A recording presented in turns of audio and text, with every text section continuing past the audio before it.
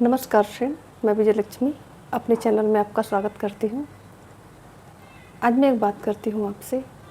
मानती हूँ ये गलत हुआ, इसका मैं समर्थन नहीं करती हूँ, मैं इसका विरोध करती हूँ। मैंने पिछले वीडियो में भी इसका विरोध किया है कि कुछ पुरुष मारे गए तो पूरा पुरुष समाज डर गया, उसको शादी के नाम से डर लगने लगा।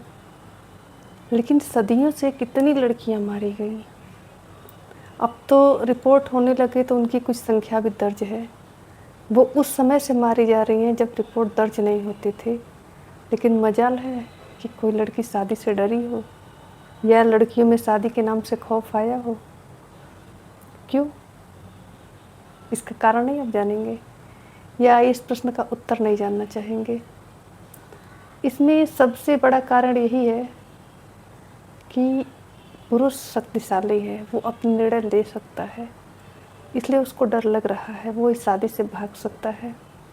लेकिन लड़की के पास ऐसे कोई उनके पास ऐसी कोई शक्ति नहीं है, कुछ एक को छोड़कर ऐसा कोई पावर उनके पास नहीं है कि वो अपनी शादी से भाग सकें। इसलिए उनको डर लगे तो ना लगे तो। जहाँ आज भी इंडियन फैमिली में जहाँ माता पिता करते हैं, अभी भी बहुत सारी लड़कियाँ चुपचाप अपनी शादी कर लेती हैं। उसके बाद उनके साथ जो होता हो, उनकी अपनी सगी बहन भी मार दी जाती है तो भी छोटी बहन को डर नहीं लगता है। क्यों? क्योंकि उसके पास डरने का हक ही नहीं है। ये हक भी उसे नहीं दिया गया कि वो डर से इनकार कर दे। ये अधिकार भी नहीं है उनको कह दिया गया तो करना है। ऐसा क्यों? क्यों आपके पास जीने का भी अधिकार नहीं है, मरने का भी अधिकार नहीं है।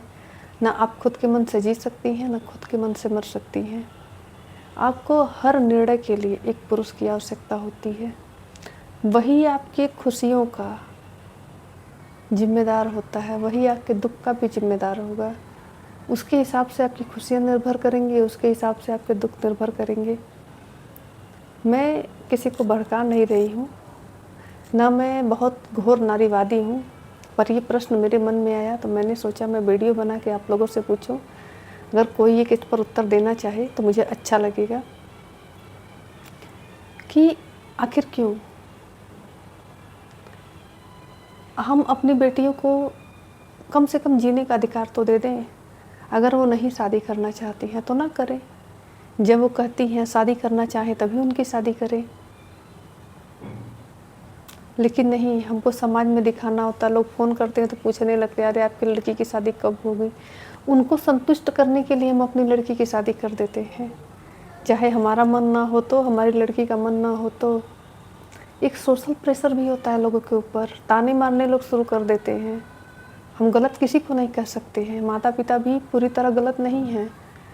कुछ जगह उनके ऊपर इतना सोशल प्रेशर क्रिएट रहता है, भाई पटीदार नात रिश्तेदार, कि वो उन्हें मजबूर करेंगे, उन्हें पूछेंगे आप कब करेंगे अपनी लड़की की शादी। और हर बार उनके पास उत्तर नहीं होता है, तो एक बार उनको करके इस प्रश्न को समाप्त करना होता है।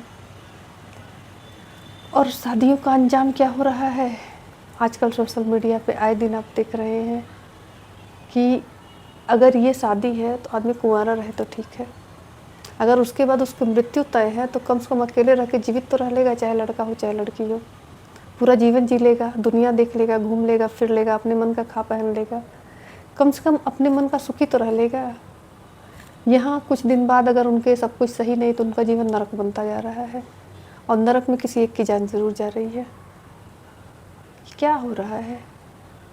मैं तो ये एपिसोड आज मैं लड़कियों को संबोधित करके बनाई हूँ, तो मैं लड़कियों से ही कहना चाहूँगी कि आप निर्णय तभी ले सकती हैं जब आप में क्षमता होगी। वो कहे हैं ना कि क्षमा सोबती उस भुजंग को जिसके पास गरल हो, उसको क्या जो दंतहीन विषरहित विनीत सरल हो। तो क्षमा भी शक्तिशाली को ही शोभा देती है, कमज़ोर की क्षमा का कोई मायने नहीं होता है। तो कमज़ोर निर्णय भी नहीं ले पाता। निर्णय लेने के लिए आपको शक्तिशाली होना पड़ेगा, और शक्तिशाली होने के लिए आपको अपने अंदर कुछ न कुछ विशेष गुण विकसित करने होंगे, जिससे आप आर्थिक तौर पर जीवन के किसी भी मोड़ पर शक्तिशाली हो सकें। आप पढ़ने में होशियार है, जम के पढ़ाई करिए, खेलने में होशियार है, जम के खेलिए। नहीं पढ़ाई लिखाई में मन करता है, कोई तकनीकी सीखिए, कुछ और सीखिए, किसी न किसी चीज़ में पारंगत बन के अपनी काबिलियत को साबित करिए, अपने आप को शक्तिशाली बनाइए, और तब आप जो निर्णय लेंगी शायद लोग उस पर कायम भी रहेंगे और आपकी बात को सुना भी जाएगा। और तब शायद ईश्वर की दी हुई ये ज़िंदगी आप अपने तरीके से, अपनी मर्ज़ी से, थोड़ी सी अपनी खुशी से आप जी पाएंगी। वरना आप यहाँ भी असहाय थी, शादी करके जाएंगी वहाँ भी असहाय होती हैं। ससुराल वाले जानते हैं मायके वाले इनको रखेंगे नहीं, हम जैसे चाहे वैसे इनको प्रताड़ित कर सकते हैं, और उस प्रताड़ना में कुछ लोग मार दी जाती, कुछ लोग स्वयं ही मर जाती हैं। तो मेरे हिसाब से अब ये बंद होना चाहिए। और ये बंद कैसे होगा? ये बंद हम बहनों को मिलकर ही करना पड़ेगा। कोई मसीहा नहीं आएगा आपको बचाने। आप अपने आप को शक्तिशाली बनाइए ताकि आप निर्णय लेने लायक हो, तब आप अपनी ज़िंदगी जीने का भी निर्णय ले पाएंगी। अगर आप मेरी बात से सहमत होंगी इस वीडियो को लाइक ज़रूर करिएगा, और अगर कुछ अच्छा लगे तो कमेंट भी ज़रूर करिएगा। इसी बात के साथ नमस्कार।